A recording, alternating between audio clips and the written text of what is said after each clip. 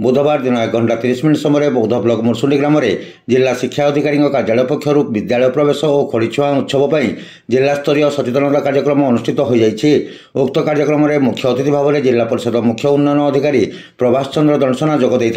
जिला शिक्षा अधिकारी टेमलाल दुबे अध्यक्षतार अनुष्ठित कार्यक्रम में सम्मानित अतिथि भाव में बौद्ध बीडीओ युधिष्ठिर मेहर सहकारी गोष्ठी शिक्षा अधिकारी तथा बीआरसीसी कमलाकांत दलबेहरा जोगदे। आसंता एप्रिल 2 तारिख ठारू 4 तारिख पर्यंत जिलार समस्त प्राथमिक और उच्च प्राथमिक विद्यालय में विद्यालय प्रवेश और खड़ीछुआ उत्सव आयोजित होगा बेले 5 वर्षर शिशु मानू शिशु बाटिका और 6 वर्षर अधिक